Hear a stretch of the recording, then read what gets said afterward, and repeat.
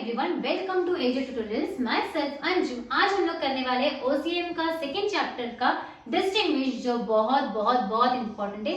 Blank paper पे sign करके ले लो कि वो 101% तुम्हारे एग्जाम में आने वाला ही है। ठीक है, कभी कभार एक, कभी कभार दो आ जाते हैं, जैसे प्लानिंग, ऑर्गेनाइजिंग, प्लानिंग, कोऑर्डिनेटिंग, कोई भी आ जाएगा। सो इट्स 100% तुमको आने वाला ही है। इस डिस्टिंग्विश को अच्छे से प्रिपेयर करो एंड गो थ्रू इट अच्छे से, कैसे करना है कैसे नहीं करना है। Okay, so let's.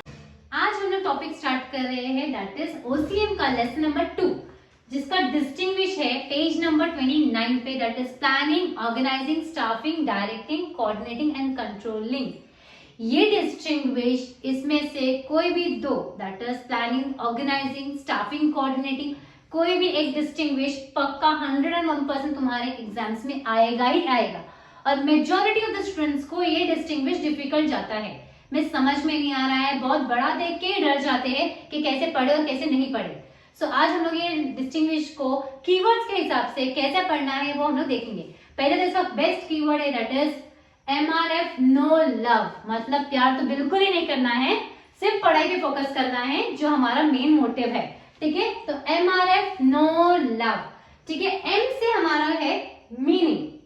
ठीक है, R से है हमारा रिसोर्सेस, F से फैक्टर्स एंड नो का N का है नेचर, O से ऑर्डर ही है, नो लव ऑर्डर, L से है level of management and O से है ऑब्जेक्टिव। ये दोनों छोटे में लिखे हैं तो उससे कोई कीवर्ड नहीं है।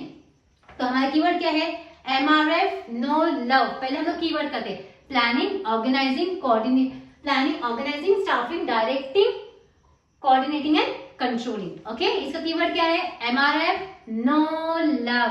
M से मीनिंग, R से रिसोर्सेस, F से फैक्टर्स, नो मतलब नेचर ही है हमारा, ऑर्डर, O से ऑर्डर, लव, L से level of management and O से ऑब्जेक्टिव्स। कीवर्ड हो गया, ये हो गया। तो हमारा आंसर्स करते हैं। पहले हम लोग प्लानिंग, कोई भी चीज पहले प्लान करते हैं, मुझे ये करना है वो करना है, फिर उसको कैसे ऑर्गेनाइज करना है वो करेंगे। फिर वो ऑर्गेनाइज होने के बाद उसके लिए, जैसे एग्जांपल मैंने कोई चीज का प्लानिंग किया है कि मुझे बर्थडे पार्टी अरेंज करनी है, तो मैंने उसकी प्लानिंग की। प्लानिंग करने के बाद मुझे ऑर्गेनाइज करना पड़ेगा, क्या चाहिए क्या नहीं चाहिए। उसके बाद मुझे स्टाफ लगेंगे उसको अरेंज करने के लिए, स्टाफ के क्या ये करो वो करो, स्टाफिंग करेंगे। उसके बाद हम लोग उसको क्या देंगे? डायरेक्शन देना है, कैसा करना है, यहाँ पर बलून्स लगाओ, वहां पर मत लगाओ, ऐसा करो वैसा। फिर उसमें कोऑर्डिनेशन बहुत जरूरी है। मालूम पड़ा सबके सब एक ही काम कर रहे हैं तो बाकी लोग क्या करेंगे, तो coordination and last is controlling. ये स्टेप होना ही चाहिए। दैट इज पहला हम लोग क्या करते हैं? प्लान करते हैं। प्लान करने के बाद क्या करते हैं हम लोग? उसको ऑर्गेनाइज करते हैं। ऑर्गेनाइज करने के बाद उसके लिए स्टाफ अरेंजमेंट करते हैं। स्टाफ होने के बाद वो स्टाफ को हम लोग डायरेक्शन देते हैं। डायरेक्शन देने के बाद उनके बीच में कोऑर्डिनेशन होना बहुत जरूरी है, तो coordination and then is last is controlling. Very first is planning and very last is controlling. So the first step है, ये याद रखना, और ये एंड स्टेप है, ये तुमको आएगा भी, फिलअप में भी आता है। सो उसके ऊपर ध्यान देना। पहला, what is planning? Okay, planning सबसे पहला तो मीनिंग ही आएगा हमारा। Planning is deciding in advance what to do. देख लो पेज नंबर 29 पे, रेफर कर सकते हो ताकि तुम लोग को ध्यान से सुनने और याद हो जाए। प्लानिंग सुनोगे ही तो याद हो जाएगा, ध्यान से सुनो। Planning is deciding in advance what to do, how to do it, when to do it and who is to do it. मतलब क्या करना है, हाउ कैसे करना है, व्हेन कब करना है, एंड हु कौन करेगा। So planning is deciding in advance what to do, how to do it, when to do it and who is to do it. ये हमारा 4 है। ठीक है, तो प्लानिंग का मतलब क्या है? कब करना है, कैसे करना है, कौन करेगा और कहाँ करना है। समझ में आ गया? ये हो गया हमारा प्लान। उसके बाद आता है ऑर्गेनाइजिंग। ऑर्गेनाइजिंग का है, organising is the process of defining, organise the process of defining and grouping the activity. Define करो और ग्रुप करो एक्टिविटी को of the enterprises and establishing the authority relationship among them. इसका मीनिंग ही थोड़ा difficult है, बाकी सब इजी है। So organising is the process of defining, क्या कर रहा है? डिफाइन कर रहा है, and grouping the activity of the enterprises and establish authority relationship among them. अब ऑर्गेनाइज मतलब मैंने एक काम दे दिया, ये बंदा ये काम करेगा, और उस बंदे को वो अथॉरिटी देंगे, वो रिस्पॉन्सिबिलिटी देंगे, और वो बंदा उस चीज को वैसे ही ऑर्गेनाइज करेगा। तो काम देना और उसको अथॉरिटी देना वो बहुत इंपॉर्टेंट है। तो ऑर्गेनाइजिंग क्या बोलता है? ग्रुप करो एक्टिविटी को, डिफाइन करो और उसको वो अथॉरिटी दे दो कि भाई तू ये अपने हिसाब से काम कर ले। जब हम किसी को अथॉरिटी दे देते हैं तो बंदा उसके हिसाब से उसको ऑर्गेनाइज कर लेता है। ये हो गया हमारा प्लानिंग। प्लानिंग के बाद हो गया ऑर्गेनाइजिंग, फिर हो गया स्टाफिंग। स्टाफ करने का अभी एग्जाम्पल हम लोग इंटरव्यू के लिए दें तो स्टाफिंग के लिए वो याद रखो the staffing functions to recruitment, recruit करो, सिलेक्ट करो, डेवलपमेंट करो, ट्रेनिंग करो, कंपनसेशन करो, दैट इज RSDT, RSDT और C। ठीक है, व्हाट इज आर? रिक्रूटमेंट करना, मतलब पहले हम लोग स्टाफ को रिक्रूट करेंगे, देखेंगे कौन बंदे को क्या सिलेक्ट करेंगे, फिर उसके बाद हम लोग क्या करेंगे, उसका सिलेक्ट करेंगे। पहले उसका इंटरव्यू लिया, फिर उसको सिलेक्ट किया, फिर इसको हम लोग ने डेवलपमेंट इन ट्रेनिंग दिया। हम लोग हर जगह जाते हैं तो हमको 1 महीने का 2 महीने का ट्रेनिंग पीरियड होता है, सो वो हमारा ट्रेनिंग हो गया। ट्रेनिंग होने के बाद हमारा कंपनसेशन, कि हमको कितना पैसा मिलने वाला है, क्या नहीं मिलने वाला है। तो स्टाफिंग क्या बोलता है? RSDT, that is recruitment, selection, development, training and the C is compensation. Is it clear? ये समझ में आया? प्लानिंग क्या है? What to do, how to do, when to do, who is to do it. Organising है defining करना, grouping करना activity को और एस्टैब्लिश करना authority responsibility to them. Staffing में क्या होता है? RSDTC, मतलब द स्टाफिंग फंक्शंस, रिक्रूटमेंट करो, सिलेक्शन करो, डेवलपमेंट करो, ट्रेनिंग करो और हमारा C से आएगा कंपनसेशन। Is it clear? फिर उसके बाद है कोऑर्डिनेटिंग। यहाँ पर हमारा कोऑर्डिनेशन के पहले है directing, that is directing. Staffing के बाद हम लोग डायरेक्शन देंगे। तो अभी हमने किया प्लानिंग, ऑर्गेनाइजिंग, स्टाफिंग, उसके बाद स्टाफ को देंगे direction, that is directing. Directing के लिए क्या है? Directing is guidance, inspiration, leadership. क्या है? गाइडेंस, याद रखो, इंस्पिरेशन और leadership. Gill, GIL, that is guidance, inspirations and leadership to those men and women constitute a real case responsibility of management। उनको गाइडेंस दो, उनको इंस्पिरेशन दो, उनको लीडरशिप दो जो मेन इंपॉर्टेंट रोल प्ले करते हैं हमारे ऑर्गेनाइजेशन के लिए, हमारे कॉमन गोल के लिए, हमारे कंपनी के लिए। समझ में आ गया? मैनेजमेंट के लिए, that is guiding, inspiration and leadership. ये किसमें आएगा? गाइडिंग, इंस्पिरेशन एंड लीडरशिप हमारा किसमें है? डायरेक्टिंग। डायरेक्ट हमको डायरेक्शन देता है, ऐसा करो, गाइड करता है, ए एक्टर ऐसा मत करो, वैसा मत करो, वैसा करो, वैसा डायरेक्टिंग करता है, गाइडेंस देता है। इंस्पिरेशन देता है, यू कैन डू इट, कुछ भी रहेगा, उसको 4 मारने से खुद ही मरवा देगा तो भी चलेगा, खुद ही मारता नहीं मारता होता है सेफ्टी मेजर के बेसिस पे, बट इंस्पिरेशन से। लीडरशिप करना ही ऐसे ना वैसे। Is it clear? देन उसके बाद आ गया हमारा कोऑर्डिनेटिंग। कोऑर्डिनेशन किधर भी हो, छोटी सी जगह हो, बड़ी सी जगह हो, फैमिली हो, किधर भी हो, कोऑर्डिनेशन बहुत जरूरी है। एक हमारे ग्रुप में हो, हम फ्रेंड्स हो, एक के ऊपर भरोसा करके ही हम दूसरा आगे काम कर सकते हैं। जैसे एग्जांपल हम कोऑर्डिनेशन के लिए हम लोग डांस ही ले लेते हैं। Coordination orderly arrangement of group. Example dance में हम लोग ऑर्डरली अरेंज करते ग्रुप को, orderly arrangement of group. Efforts to provide unity of action, सारे के सारे एफर्ट्स ऐसा करते हैं कि सेम लाइन में यूनिटी ऑफ एक्शन रहता है, सबका हाथ ऊपर गया, सबका हाथ नीचे आया, सब सेम तरीके से करने वाला। एंड परस्यू द कॉमन गोल, उनका मेन कॉमन गोल क्या होता है कि हमको बेस्ट डांस करना है। सो कोऑर्डिनेशन क्या बोलते हैं? कोई भी जगह पे रहेंगे, एक दूसरे के भरोसे पे रहते हैं, एक दूसरे से कोऑर्डिनेशन अच्छे से होगा मैनेजमेंट में, तो ही हमको पता चलेगा कि कैसे काम करना है, हमारा कॉमन गोल अचीव हो सकता है। इसमें हमारा यूनिटी होना चाहिए, हमारा कौन क्या कर रहा है, क्या नहीं कर रहा है, हमारा कॉमन गोल अचीवमेंट के लिए बहुत इंपॉर्टेंट है। तो orderly arrangement of group, group को ऑर्डरली अरेंज करो। एफर्ट्स टू प्रोवाइड यूनिटी, दोनों का एफर्ट्स हो गया, यूनिटी में काम करो। And action to pursue the common goal, और ऐसे एक्शंस करो कि कॉमन गोल अचीव हो सके। एंड हमारा कॉमन गोल क्या होता है ऑर्गेनाइजेशन में? Main is achieve your profit. समझ में आ गया? Then what is controlling? Very last, controlling मतलब is a process of taking steps to bring actual result and desired result close together. ठीक है, इसमें क्या है हमारा लास्ट कंट्रोलिंग क्या बोलता है? एक प्रोसेस ऑफ टेकिंग स्टेप, एक स्टेप आगे, to bring actual result. Actual result मतलब मेरा एक्चुअल रिजल्ट क्या है, अभी मेरा डिजायर्ड रिजल्ट क्या है, उन दोनों को साथ लाना, that is called as controlling. समझ में? मैंने सोचा है कि मुझे लाइफ में ऐसा करना है, दैट इज मेरा एक्चुअल रिजल्ट क्या चल रहा है, अभी मेरा यूट्यूब पे क्या चल रहा है एक्चुअल रिजल्ट, एंड मेरा डिजायर्ड रिजल्ट क्या है, उसको क्लोज टुगेदर कैसे लाएंगे, that is called as controlling. समझ में आया? सो ये हो गया हमारा planning, organising, staffing, directing, coordinating and controlling का मीनिंग। वेरी इंपॉर्टेंट, एक्चुअल में देखे जाओगे तो ये डिस्टिंग्विश में सिर्फ यही थोड़ा लॉजिकल है, बाकी इट्स वेरी इजी।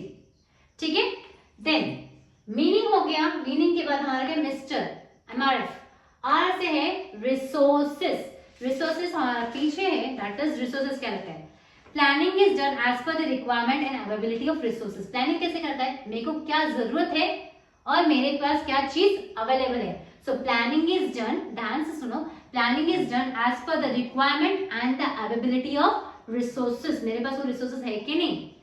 देन उसके बाद ऑर्गेनाइजिंग ऑल अवेलेबल रिसोर्सेस, में सारे अवेलेबल चाहिए, मतलब ऑर्गेनाइजिंग में मैन भी चाहिए, मनी भी चाहिए, मटेरियल भी चाहिए, मशीन भी चाहिए और मेथड भी चाहिए। मतलब हमारा ऑर्गेनाइजिंग में आता है 5M। What is 5M? That is men, money, material, machine and method. समझ में आ गया?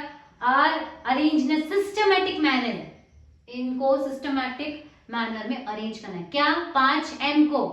5M कौन सा है? मेन, फिर money, machine, method and material. Is it clear? उसके बाद staffing, it is a process relating to the organising of resources. मतलब ये प्रोसेस है जहां पर हम लोग relating to the organisation of human resources. Staffing में कौन रहता है? इंसान। इंसान मतलब हमारे स्टाफ। तो ये किससे रिलेटेड है? ह्यूमन रिसोर्सेज रिलेटेड है। किससे रिलेटेड है? हमारा ह्यूमन रिसोर्सेज में। देन इज डायरेक्टिंग, डायरेक्टिंग भी किससे रिलेटेड है? It is the directions given to the employees relating the use of the other resources. Directing में हम लोग हमारे एम्प्लॉयज को डायरेक्शन देते हैं कैसे यूज करना है रिसोर्सेज को। समझ में आया? डायरेक्टिंग क्या है? हम लोग हमारे एम्प्लॉयज को क्या करते हैं? डायरेक्शन देते हैं कि रिसोर्सेज को कैसे यूज करना है। Is that clear? And the second last is coordinating, it is related again coordination किसके बीच में चाहिए? ह्यूमन रिसोर्सेज के बीच में। And the controlling it is related to all organizations which achieve the organization goal.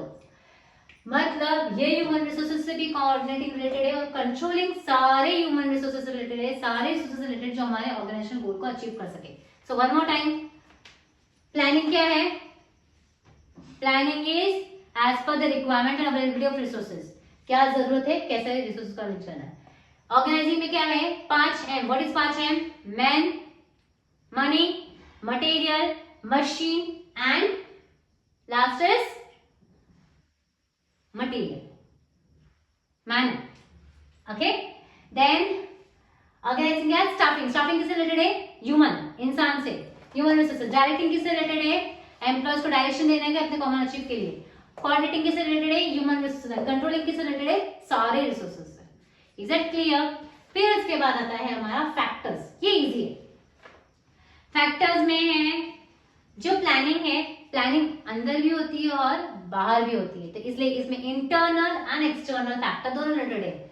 Organising में it is internal and external factors considering achievement of resources, इसमें भी internal external factor दोनों रिलेटेड है। Staff किधर रहते हैं?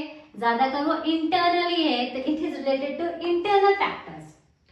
डायरेक्टिंग किससे related है? Directing is related to the internal factor, that is human resources. One more time, planning internal external होता है, organizing internal external होता है, staff internal, directing internal, that is human resources. Then what is coordinating? इसका अलग है, it is harmonization of human resources, so it is concerned with the internal factor. ये भी internal factor से related है. Last is controlling. What do you think about controlling? Controlling में भी internal and external factor दोनों included है। Is that clear? So मेरा एक शॉर्ट में याद रखने के लिए, planning internal external, organising internal external, staffing staff अंदर के होते हैं इंटरनल, डायरेक्टिंग भी अंदर का ही बंदा डायरेक्टिंग भी करता है internal, coordinating also is internal and controlling is internal and external. Is that clear? Then समझ में आया? ये हो गया हमारा MRF, meaning resources factors. Factors में इंटरनल एक्सटर्नल का ध्यान रखना। पहला इंटरनल एक्सटर्नल, दूसरा इंटरनल एक्सटर्नल, तीसरा staffing internal, internal internal and last is internal external. Is that clear? Then mister MRF no, no है तो नो से है नेचर। नेचर मतलब वो कैसा है नेचर में, ऐसे याद रखो। नेचर और ऑर्डर भी उनको मिल रहा है, तो nature is planning is continuous in nature, it exist the whole life of the organization. Planning क्या है? कंटिन्यूअस है, जब तक तुम्हारा ऑर्गेनाइजेशन है तब तक तुम प्लानिंग करते रहोगे। हम लोग बचपन से लेके अभी तक प्लानिंग ही कर रहे हैं और आगे भी प्लानिंग ही करते रहेंगे कि क्या करना है, क्या नहीं करना है, पढ़ना है, नहीं पढ़ना है, फ्यूचर में क्या करना है, प्लानिंग चलते रहेगी लाइफ टाइम में। तो एक ऑर्गेनाइजेशन, जब तक ऑर्गेनाइजेशन रहेगा तब तक प्लानिंग होने वाली है, छोटी मोटी बड़ी जो भी रहेगी। फिर organising it takes place till the time all the resources are collected and arranged. Organising में it take place till the time all the resources are collected and arranged, मतलब मुझे ऑर्गेनाइजिंग करने के लिए सारे रिसोर्सेज चाहिए, वो कलेक्ट हो गए, अरेंज हो गए, तो मेरा ऑर्गेनाइजिंग खत्म हो गया। समझ में मतलब है, काम खत्म तो ऑर्गेनाइजेशन, वो पार्ट ऑर्गेनाइजिंग करने, जैसे पार्टी ऑर्गेनाइज करी, पार्टी खत्म तो मेरा वो चीज का ऑर्गेनाइजिंग खत्म। Is that clear? Then staffing, it is continuous process that deals with employees. अभी ऑफ कोर्स मेरा बिजनेस है, मेरा कंपनी है, सो वहां पर स्टाफ है, स्टाफ तो मेरे पास लाइफ टाइम रहने वाले हैं, तो ये भी कंटिन्यूअस प्रोसेस है जब तक एम्प्लॉयज है, that is human resources. Then staffing के बाद क्या है हमारा? डायरेक्टिंग। डायरेक्टिंग भी क्या है? Continuous process necessary to achievement of the goals। Directing कब तक रहेगा? जब तक मेरे गोल्स अचीव नहीं हो जाते तब तक वो बंदा डायरेक्ट करते रहेगा, दैट इज डायरेक्टिंग। तो पहला है continuous process, whole life of the company. फिर उसके बाद है place time the achievement of the organization. Then हमारा आता है स्टाफिंग। स्टाफिंग क्या बोलता है? कंटिन्यूअस प्रोसेस है, deals with employees human resources, human resources को डील करता है। डायरेक्टिंग क्या बोलता है? Continuous process, achievements of the goal. And last is coordinating and controlling.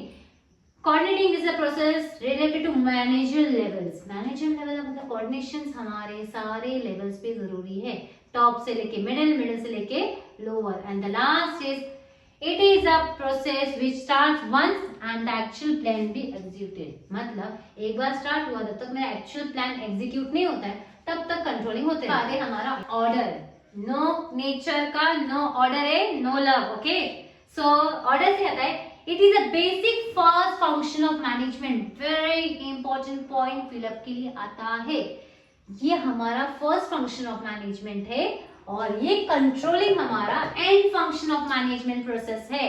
समझ में आ गया? तो ये पहला है और ये हमारा एंड फंक्शन ऑफ मैनेजमेंट है। फिर ऑर्गेनाइजिंग किसके ऊपर बेस्ड है? प्लानिंग के ऊपर बेस्ड है। ऑर्गेनाइजिंग किसके ऊपर बेस्ड है? प्लानिंग के ऊपर बेस्ड है। फिर स्टाफिंग किसके ऊपर बेस्ड है? इट इज फॉलोज ऑर्गेनाइजिंग के ऊपर।